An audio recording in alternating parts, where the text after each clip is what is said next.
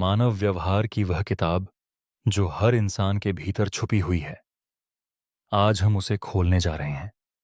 यह कहानी किसी एक व्यक्ति की नहीं है।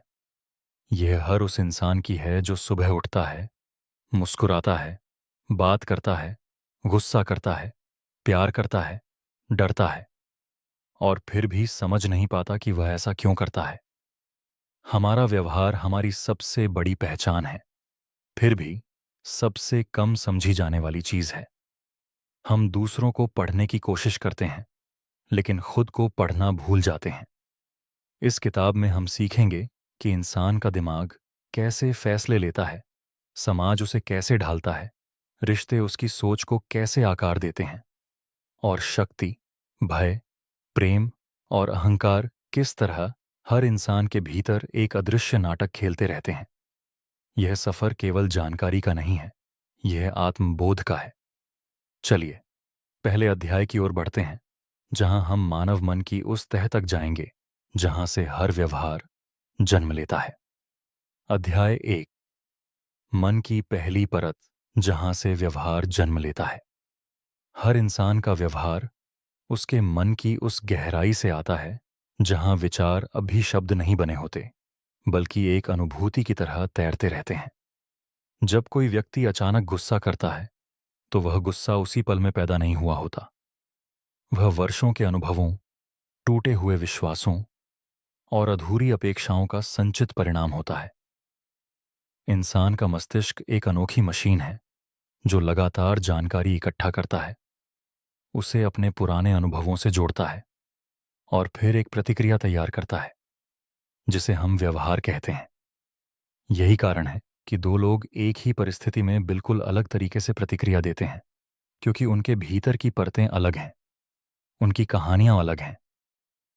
बचपन में जब कोई बच्चा डांट खाता है, तो उसका मन एक नियम बना लेता है कि गलती करना खतरनाक है, और यह नियम उसके वयस्क जीवन में भी काम करता रहता है, चाहे वह उस घटना को याद न भी रख पाए। यही अवचेतन मन की शक्ति है जो हमारे रोजमर्रा के फैसलों को चुपचाप नियंत्रित करती रहती है। जब हम किसी व्यक्ति को पहली बार देखते हैं, तो हमारा मन कुछ ही सेकंड में उसके बारे में एक राय बना लेता है, और यह राय अक्सर हमारे पुराने अनुभवों, सांस्कृतिक पृष्ठभूमि और भावनात्मक स्थिति से प्रभावित होती है। इसे हम पहली छाप कहते हैं, और यह छाप इतनी मजबूत होती है कि बाद में मिलने वाली नई जानकारी भी उसे बदलने में संघर्ष करती है। यही कारण है कि व्यवहार को समझने के लिए हमें केवल बाहरी क्रिया को नहीं देखना चाहिए, बल्कि उस क्रिया के पीछे छुपी हुई भावना, जरूरत और डर को समझना चाहिए। हर इंसान अपने भीतर एक अधूरी कहानी लेकर चलता है, और उसका व्यवहार उस कहानी का प्रतिबिंब होता है। जब कोई व्यक्ति बार बार खुद को साबित करने की कोशिश करता है, तो शायद उसके भीतर कभी न कभी यह महसूस हुआ होगा कि वह काफी नहीं है। जब कोई व्यक्ति हर बात पर नियंत्रण रखना चाहता है, तो शायद उसने कभी अनियंत्रित परिस्थितियों में बहुत दर्द सहा होगा। यह समझ हमें दूसरों के प्रति अधिक सहनशील बनाती है और खुद के प्रति भी अधिक ईमानदार बनाती है। मानव व्यवहार को समझने की यात्रा वास्तव में खुद को समझने की यात्रा है, क्योंकि जब तक हम अपने भीतर की परतों को नहीं पहचानते, तब तक हम दूसरों के व्यवहार को भी सही ढंग से नहीं समझ सकते। आगे के अध्यायों में हम देखेंगे कि कैसे ये भीतरी परतें हमारे रिश्तों, हमारे फैसलों और हमारी सामाजिक पहचान को आकार देती हैं। अध्याय 2, भावनाएं। वह भाषा जो शब्दों से पहले बोलती है। भावनाएं इंसान की सबसे पुरानी भाषा हैं। यह भाषा शब्दों के आविष्कार से बहुत पहले अस्तित्व में थी। जब एक नवजात शिशु रोता है, तो वह किसी भाषा का प्रयोग नहीं करता, फिर भी उसकी मां समझ जाती है कि उसे भूख लगी है या वह असहज है। यही भावनाओं की शक्ति है। यह बिना शब्दों के भी संवाद स्थापित कर लेती हैं। वयस्क जीवन में भी अक्सर हमारे शब्द कुछ कहते हैं, लेकिन हमारा चेहरा, हमारी आवाज का स्वर और हमारी देह भाषा कुछ और कहती है। और सच्चाई अक्सर इन्हीं असंगत संकेतों में छुपी होती है। डर, क्रोध, खुशी, दुख, घृणा और आश्चर्य, यह 6 बुनियादी भावनाएं हर संस्कृति, हर भाषा और हर उम्र के इंसान में एक जैसी पहचानी जाती हैं, चाहे वह व्यक्ति किसी भी देश का हो। यह दर्शाता है कि भावनाएं हमारी सांस्कृतिक सीख से नहीं, बल्कि हमारी जैविक संरचना से जुड़ी हैं। जब कोई व्यक्ति डर का अनुभव करता है, तो उसका शरीर तुरंत प्रतिक्रिया देता है। हृदय की धड़कन बढ़ जाती है, मांसपेशियां तन जाती हैं और दिमाग खतरे का आकलन करने लगता है। यह प्रतिक्रिया हमारे पूर्वजों के समय से चली आ रही है, जब जीवित रहने के लिए तुरंत निर्णय लेना जरूरी होता था। आज भले ही हमें जंगली जानवरों से बचने की जरूरत न हो, लेकिन यही प्रणाली अब हमें सामाजिक खतरों से, जैसे अपमान, अस्वीकृति या असफलता से बचाने की कोशिश करती है। यही कारण है कि सार्वजनिक रूप से बोलने का डर इतने लोगों में पाया जाता है, क्योंकि मन इसे एक सामाजिक खतरे की तरह मानता है। भावनाओं को दबाना उन्हें खत्म नहीं करता, बल्कि उन्हें भीतर जमा कर देता है। और यह जमा हुई भावना बाद में किसी और रूप में बाहर आती है, कभी चिड़चिड़ापन बनकर, कभी शारीरिक बीमारी बनकर और कभी अचानक टूट जाने वाले रिश्ते बनकर। इसीलिए भावनाओं को पहचानना और स्वीकार करना मानसिक स्वास्थ्य की पहली शर्त है। जो लोग अपनी भावनाओं को पहचानने में माहिर होते हैं, उन्हें भावनात्मक बुद्धिमत्ता वाला व्यक्ति कहा जाता है। और शोध बताते हैं कि जीवन में सफलता और रिश्तों की मजबूती में भावनात्मक बुद्धिमत्ता का योगदान बौद्धिक क्षमता से भी अधिक हो सकता है। भावनात्मक बुद्धिमत्ता का अर्थ है अपनी भावना को पहचानना, उसका कारण समझना, उसे उचित रूप से व्यक्त करना और दूसरे की भावना को भी समझने की क्षमता रखना। जब हम किसी की भावना को समझकर प्रतिक्रिया देते हैं, तो रिश्ते गहरे होते हैं, और जब हम भावना को अनदेखा करते हैं, तो दूरी बढ़ती है।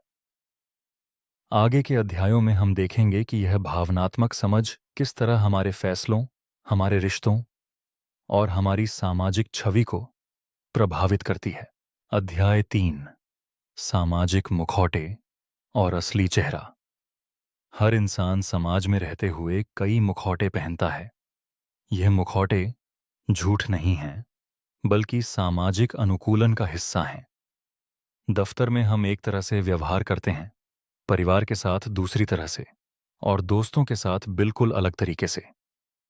यह बदलाव इस बात का संकेत है कि इंसान अपने व्यवहार को परिस्थिति के अनुसार ढालने में सक्षम है, और यही सामाजिक बुद्धिमत्ता है। समस्या तब शुरू होती है जब यह मुखौटे इतने मोटे हो जाते हैं कि व्यक्ति खुद अपने असली स्वभाव को पहचानना भूल जाता है।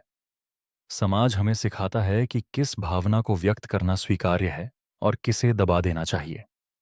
उदाहरण के लिए, कई संस्कृतियों में पुरुषों को सिखाया जाता है कि वे दुख या डर व्यक्त न करें, और महिलाओं को सिखाया जाता है कि वे गुस्सा व्यक्त न करें। यह सामाजिक नियम भावनाओं को खत्म नहीं करते, बल्कि उन्हें छुपाने की आदत बनाते हैं। जब कोई व्यक्ति लंबे समय तक अपनी असली भावना छुपाता है, तो वह एक प्रकार की भीतरी थकान का अनुभव करता है, जिसे मनोवैज्ञानिक भावनात्मक श्रम कहते हैं। यह श्रम अक्सर दिखता नहीं, लेकिन यह व्यक्ति की ऊर्जा को धीरे धीरे कम करता है। सामाजिक मुखौटे का एक और रूप है दूसरों को प्रभावित करने की कोशिश।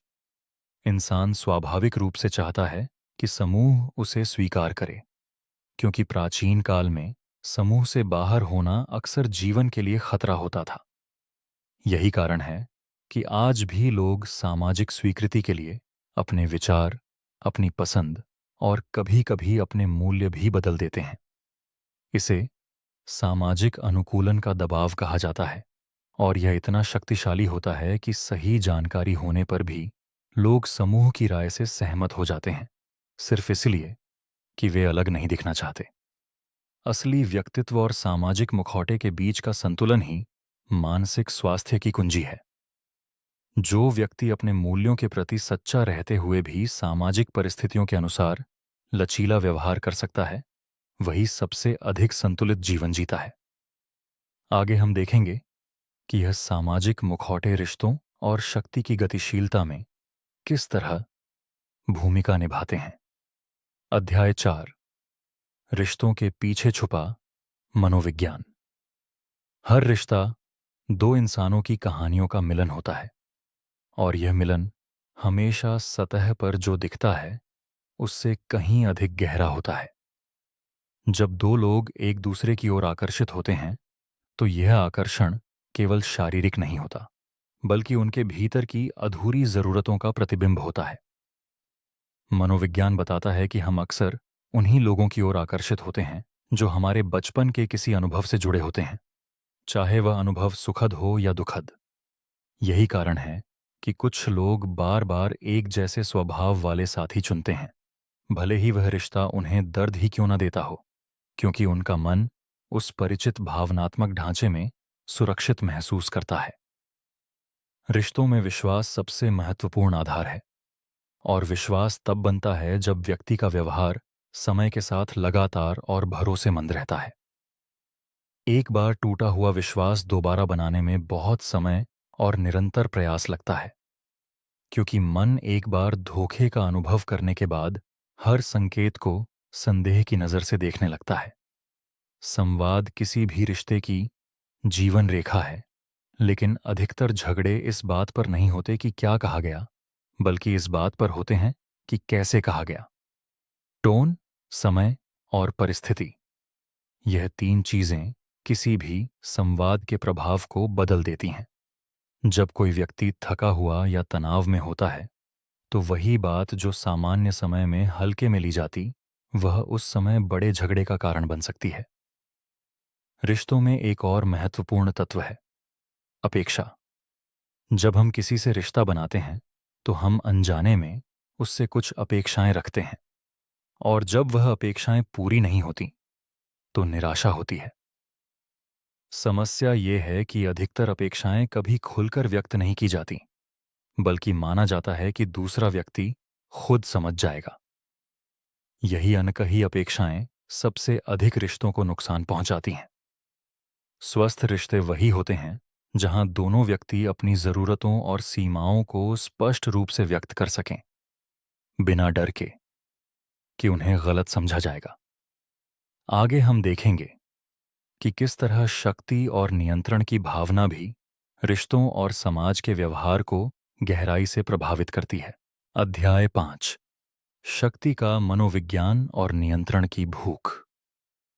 शक्ति केवल पद या धन से नहीं आती, यह उस भावना से आती है कि व्यक्ति अपने जीवन और परिस्थितियों पर कितना नियंत्रण रखता है। जब किसी व्यक्ति को लगता है कि उसका जीवन उसके हाथ में नहीं है तो वह असहायता का अनुभव करता है, और यह अनुभव सबसे अधिक तनाव पैदा करने वाली मानसिक स्थितियों में से एक है। इसी कारण इंसान स्वाभाविक रूप से नियंत्रण की तलाश करता है, चाहे वह अपने काम पर हो, अपने रिश्तों पर हो या अपने आसपास के माहौल पर हो। जब किसी व्यक्ति को शक्ति मिलती है तो उसका व्यवहार अक्सर बदल जाता है, क्योंकि शक्ति व्यक्ति को यह अनुभव देती है कि उसके फैसलों के परिणाम कम होंगे, और यही अनुभव कभी-कभी अहंकार और असंवेदनशीलता को बढ़ा देता है। शोध बताते हैं कि शक्ति में आने वाले लोग अक्सर दूसरों की भावनाओं को कम महत्व देने लगते हैं, क्योंकि उन्हें अब दूसरों की स्वीकृति की उतनी आवश्यकता महसूस नहीं होती।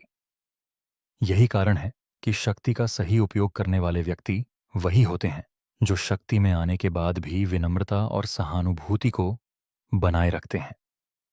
नियंत्रण की भूख केवल बड़े नेताओं या अधिकारियों में नहीं, बल्कि हर रोज के रिश्तों में भी दिखती है।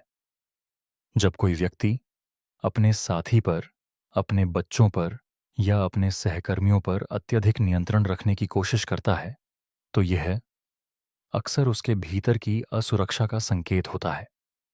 असुरक्षित व्यक्ति नियंत्रण के माध्यम से सुरक्षा का भ्रम बनाने की कोशिश करता है, लेकिन यह नियंत्रण रिश्तों को धीरे धीरे कमजोर कर देता है, क्योंकि कोई भी व्यक्ति लंबे समय तक नियंत्रित रहना पसंद नहीं करता। शक्ति की गतिशीलता को समझने से हमें यह समझ मिलती है कि जब कोई व्यक्ति हमें नियंत्रित करने की कोशिश करता है तो उसकी जड़ में अक्सर डर होता है। खुद को खोने का डर, अप्रासंगिक होने का डर या अस्वीकृत होने का डर।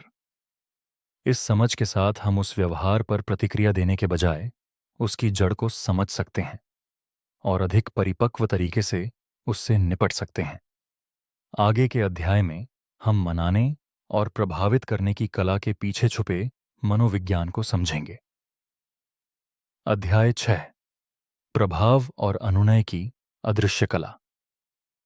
इंसान हर दिन दूसरों को प्रभावित करने की कोशिश करता है, चाहे वह जाने या न जाने। एक बच्चा अपने माता पिता को मुस्कुराकर मना लेता है। एक कर्मचारी अपने वरिष्ठ को तर्क से समझाता है और एक विज्ञापन हमें किसी उत्पाद की ओर आकर्षित करता है। अनुनय की कला में सबसे पहला सिद्धांत है समानता।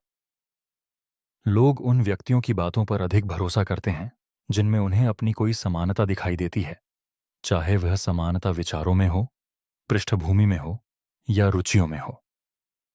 दूसरा महत्वपूर्ण सिद्धांत है प्रत्युपकार की भावना। जब कोई हमें कुछ देता है, चाहे वह छोटी सी मदद ही क्यों ना हो, हमारे भीतर स्वाभाविक रूप से वापस कुछ देने की भावना जागती है। यही कारण है कि मुफ्त नमूने और छोटे उपहार बिक्री बढ़ाने में इतने प्रभावी होते हैं। तीसरा सिद्धांत है सामाजिक प्रमाण।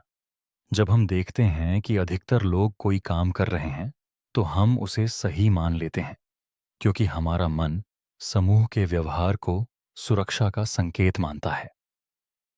चौथा सिद्धांत है अधिकार। जब कोई व्यक्ति किसी क्षेत्र में विशेषज्ञ माना जाता है, तो उसकी बातों पर सवाल किए बिना भरोसा कर लिया जाता है। इसी कारण विज्ञापनों में डॉक्टरों और विशेषज्ञों का प्रयोग किया जाता है। पांचवां सिद्धांत है कमी की भावना।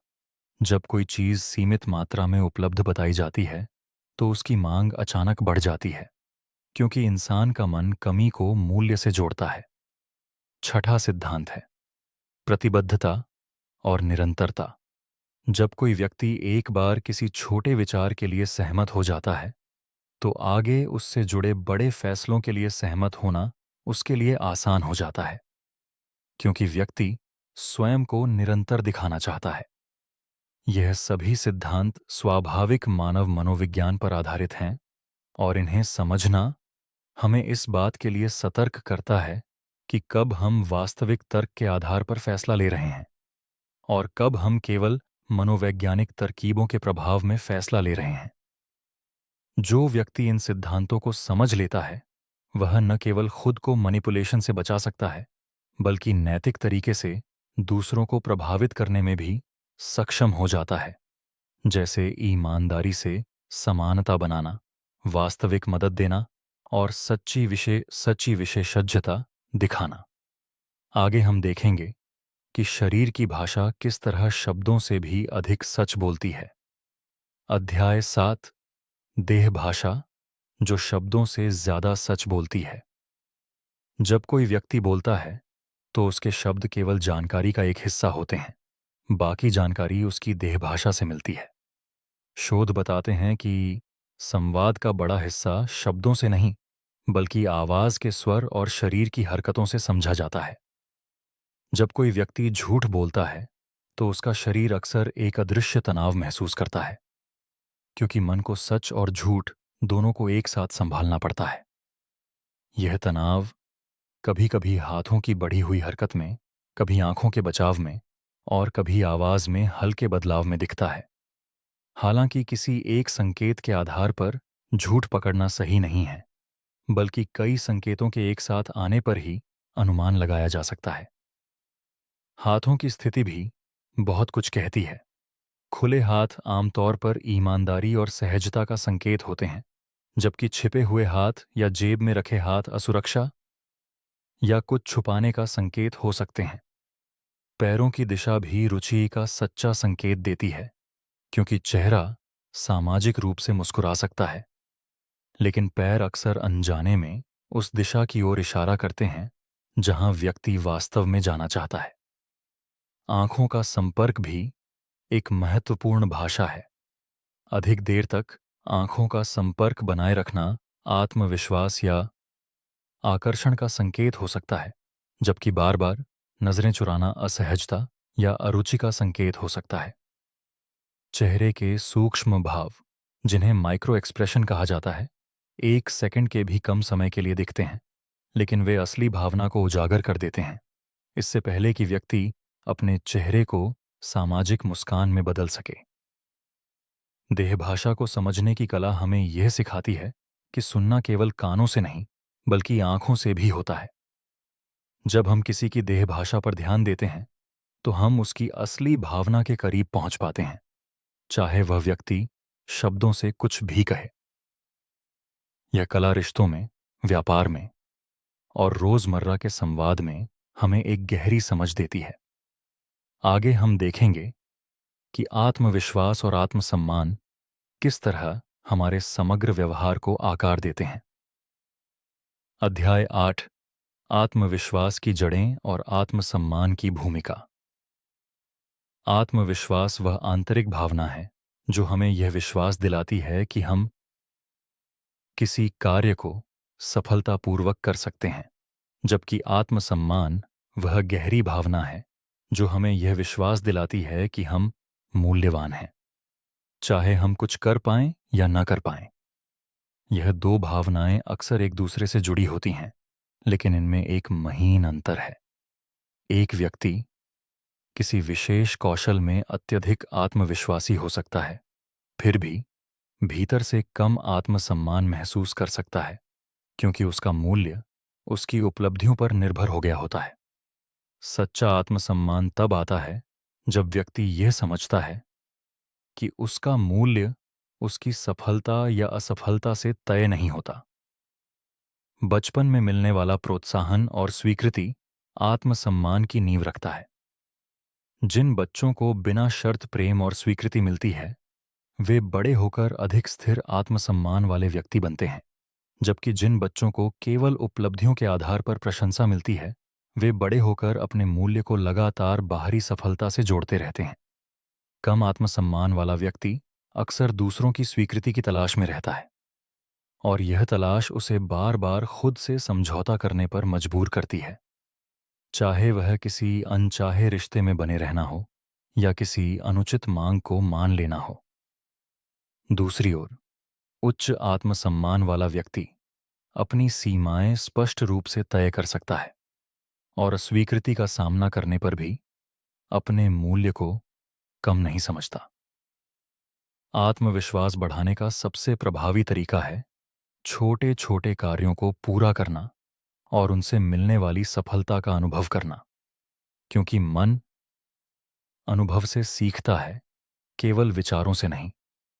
जो व्यक्ति बार बार चुनौतियों का सामना करता है और उन्हें पार करता है, उसका मन धीरे धीरे यह विश्वास बना लेता है कि वह सक्षम है। आत्मसम्मान को मजबूत करने के लिए आवश्यक है कि व्यक्ति अपने भीतर की आलोचक आवाज को पहचाने और उसे करुणा के साथ बदले, क्योंकि लगातार खुद की आलोचना करने वाला मन कभी सच्चा आत्मविश्वास विकसित नहीं कर सकता। आगे हम देखेंगे कि किस तरह तनाव और भय हमारे रोजमर्रा के फैसलों को गुप्त रूप से नियंत्रित करते हैं। अध्याय 9, भय की छाया और तनाव का मनोविज्ञान। भय इंसान की सबसे पुरानी और सबसे शक्तिशाली भावना है, क्योंकि यह सीधे जीवित रहने की प्रवृत्ति से जुड़ी है। आधुनिक जीवन में भले ही शारीरिक खतरे कम हो गए हों, लेकिन भय का स्वभाव अब सामाजिक और भावनात्मक खतरों की ओर मुड़ गया है, जैसे असफलता का डर, अस्वीकृति का डर, अकेले रह जाने का डर और अप्रासंगिक हो जाने का डर। यह डर इतने सूक्ष्म होते हैं कि अक्सर व्यक्ति को खुद भी पता नहीं चलता कि उसके फैसले इन्हीं डर से प्रेरित हैं। उदाहरण के लिए, जो व्यक्ति हर बार दूसरों की राय से सहमत हो जाता है, भले ही वह राय उसके अपने विचारों से मेल न खाती हो, वह अक्सर अस्वीकृति के डर से ऐसा करता है। तनाव शरीर की वह प्रतिक्रिया है जो किसी कथित खतरे का सामना करने के लिए तैयार होती है, और इस प्रतिक्रिया में शरीर ऊर्जा को तुरंत उपयोग के लिए तैयार करता है। हृदय गति बढ़ती है, श्वास तेज होती है और मांसपेशियां तन जाती हैं। यह प्रतिक्रिया छोटी अवधि के लिए लाभकारी होती है, लेकिन जब तनाव लंबे समय तक बना रहता है तो यह शरीर और मन दोनों को थका देता है। आधुनिक जीवन की समस्या ये है कि तनाव के स्रोत अब शारीरिक खतरे नहीं, बल्कि लगातार चलने वाली मानसिक चुनौतियां हैं, जैसे काम का दबाव, आर्थिक चिंता और सामाजिक तुलना। और यह तनाव कभी पूरी तरह खत्म नहीं होता, बल्कि लगातार निम्न स्तर पर बना रहता है। इस निरंतर तनाव को मनोवैज्ञानिक दीर्घकालिक तनाव कहते हैं, और यह स्मरण शक्ति, निर्णय क्षमता और भावनात्मक स्थिरता को प्रभावित करता है। भय और तनाव का प्रबंधन करने के लिए सबसे पहला कदम है उसे पहचानना और स्वीकार करना, क्योंकि जिस भावना को हम नकारते हैं वह अधिक शक्तिशाली होकर हमें नियंत्रित करती है। गहरी श्वास, वर्तमान क्षण में ध्यान केंद्रित करना और भय के पीछे की वास्तविक संभावना का तर्कसंगत आकलन करना, यह सभी तरीके भय को कम करने में सहायक होते हैं। जो व्यक्ति अपने भय को समझ लेता है, वह उसके द्वारा नियंत्रित होने के बजाय उसे एक सूचना की तरह उपयोग कर सकता है। आगे के अध्याय में हम देखेंगे कि आदतें किस तरह हमारे व्यक्तित्व की नींव बन जाती हैं। अध्याय 10, आदतों का चक्र और व्यक्तित्व का निर्माण। आदत वह व्यवहार है जो दोहराव के माध्यम से इतना स्वाभाविक हो जाता है कि उसे करने के लिए सचेत प्रयास की आवश्यकता नहीं रहती। हर आदत एक चक्र में काम करती है। पहले एक संकेत आता है, फिर एक क्रिया होती है, और अंत में एक पुरस्कार मिलता है। और यही पुरस्कार मन को सिखाता है कि इस क्रिया को दोबारा दोहराया जाए। उदाहरण के लिए, जब कोई व्यक्ति तनाव में होता है, यह संकेत है, तो वह मीठा भोजन खाता है। यह क्रिया है और उसे तुरंत अच्छा महसूस होता है। यह पुरस्कार है। और धीरे धीरे मन यह सीख लेता है कि तनाव के समय मीठा भोजन खाना चाहिए। आदतें इतनी गहराई से मन में बस जाती हैं कि वे लगभग स्वचालित हो जाती हैं। और यही कारण है कि केवल इच्छा शक्ति के आधार पर किसी पुरानी आदत को बदलना अक्सर असफल हो जाता है। आदत बदलने का सबसे प्रभावी तरीका है संकेत और पुरस्कार को वैसा ही रखना, लेकिन बीच की क्रिया को बदल देना। यदि कोई व्यक्ति तनाव के समय मीठा खाने की आदत बदलना चाहता है, तो वह तनाव के संकेत पर कोई और क्रिया जोड़ सकता है, जैसे थोड़ी देर चलना या गहरी श्वास लेना, जिससे वही शांति का पुरस्कार मिल जाए, बिना मीठे भोजन के। व्यक्तित्व वास्तव में हजारों छोटी छोटी आदतों का संग्रह है, जो समय के साथ इकट्ठा होकर यह तय करती हैं कि व्यक्ति किस तरह सोचता है, किस तरह प्रतिक्रिया देता है और किस तरह जीवन जीता है। यही कारण है कि बड़े बदलाव की चाह रखने वाले व्यक्ति को छोटी आदतों पर ध्यान देना चाहिए, क्योंकि बड़ा परिवर्तन हमेशा छोटे निरंतर कदमों से ही आता है। पर्यावरण भी आदतों के निर्माण में बड़ी भूमिका निभाता है, क्योंकि मन अक्सर उस क्रिया को चुनता है जो सबसे आसान और सुलभ होती है। यदि कोई व्यक्ति अपने आसपास के माहौल को इस तरह व्यवस्थित कर ले कि अच्छी आदत करना आसान हो जाए और बुरी आदत करना कठिन हो जाए, तो परिवर्तन स्वाभाविक रूप से होने लगता है। आगे हम देखेंगे कि किस तरह सामाजिक तुलना और ईर्ष्या हमारे मन की शांति को प्रभावित करते हैं। अध्याय 11, तुलना का जाल और ईर्ष्या का मनोविज्ञान। इंसान का मन स्वाभाविक रूप से तुलना करने की प्रवृत्ति रखता है, क्योंकि प्राचीन काल में अपने समूह के भीतर अपनी स्थिति समझना जीवित रहने के लिए आवश्यक था। आज भी यह प्रवृत्ति बनी हुई है, लेकिन इसका दायरा अब बहुत बड़ा हो गया है, क्योंकि आज हम केवल अपने आसपास के लोगों से नहीं, बल्कि दुनिया भर के लोगों से अपनी तुलना करते हैं, खासकर सामाजिक मीडिया के माध्यम से।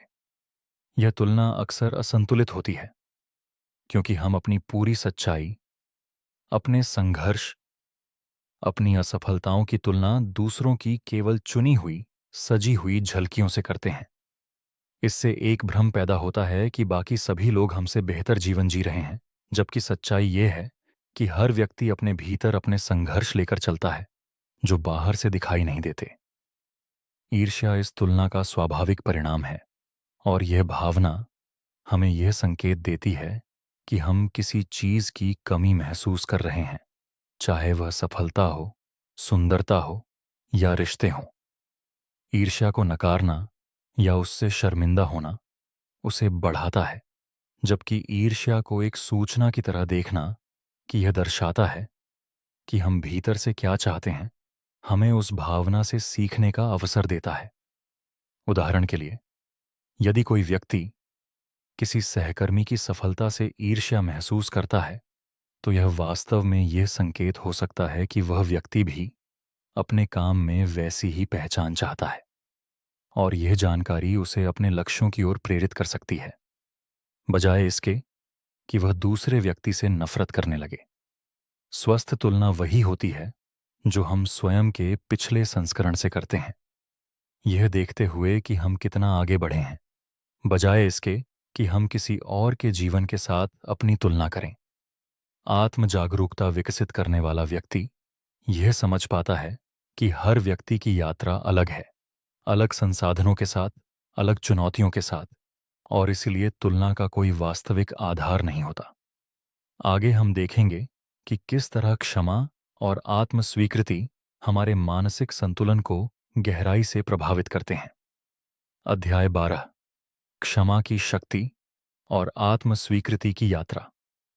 क्षमा एक ऐसी प्रक्रिया है जो अक्सर गलत समझी जाती है, क्योंकि लोग मानते हैं कि क्षमा करने का अर्थ है यह स्वीकार करना कि जो हुआ वह ठीक था, जबकि वास्तव में क्षमा का अर्थ है उस घटना के भार को अपने मन से उतार देना, ताकि वह घटना भविष्य के निर्णयों को नियंत्रित न करे।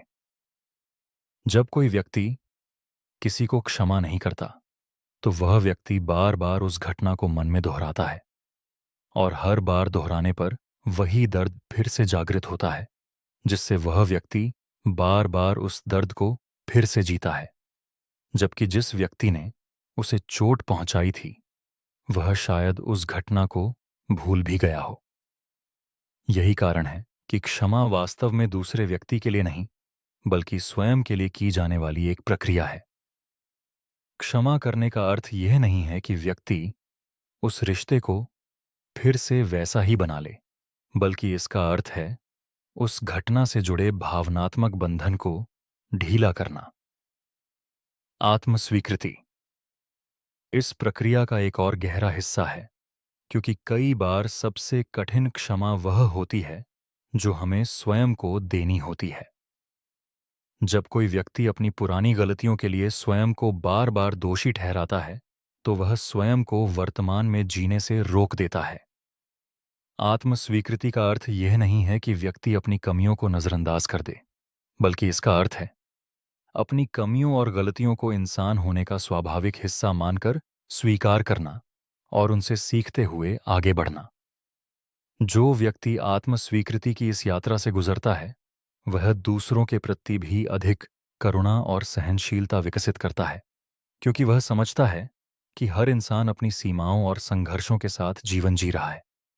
यह समझ रिश्तों में गहराई लाती है और मन को एक स्थायी शांति की ओर ले जाती है। हमारी इस यात्रा का यह अंतिम अध्याय हमें इस पूरी किताब की सार तत्व की ओर ले जाता है। अध्याय 13, समग्र समझ और जीवन में संतुलित व्यवहार। इस पूरी यात्रा में हमने देखा कि मानव व्यवहार कितनी गहरी और जटिल परतों से बना है। मन की अवचेतन परतें, भावनाओं की प्राचीन भाषा, सामाजिक मुखौटे, रिश्तों का मनोविज्ञान, शक्ति की भूख, अनुनय की अदृश्य कला, देह भाषा के सच्चे संकेत, आत्मविश्वास की जड़ें, भय की छाया, आदतों का चक्र, तुलना का जाल और क्षमा की शक्ति। यह सभी तत्व मिलकर हर इंसान के भीतर एक अनोखा व्यक्तित्व रचते हैं। इस समझ का सबसे बड़ा लाभ यह है कि यह हमें न केवल दूसरों को समझने में मदद करती है, बल्कि स्वयं को भी अधिक स्पष्टता से देखने में सहायक होती है। जब हम ये समझते हैं कि हर व्यवहार के पीछे कोई कारण है, कोई कहानी है, कोई आवश्यकता है। तो हम दूसरों के प्रति अधिक करुणा रखते हैं और स्वयं के प्रति भी अधिक धैर्य रखते हैं। संतुलित व्यवहार का अर्थ यह नहीं है कि व्यक्ति कभी गुस्सा ना हो, कभी डर महसूस ना करे या कभी गलती ना करे, बल्कि इसका अर्थ है अपनी भावनाओं को पहचानना, उन्हें समझना और उन्हें इस तरह व्यक्त करना कि वे स्वयं को और दूसरों को नुकसान न पहुंचाएं। यह यात्रा कभी पूरी तरह समाप्त नहीं होती, क्योंकि मानव मन निरंतर विकसित होता रहता है और हर नया अनुभव हमें अपने और दूसरों के व्यवहार के बारे में कुछ नया सिखाता है।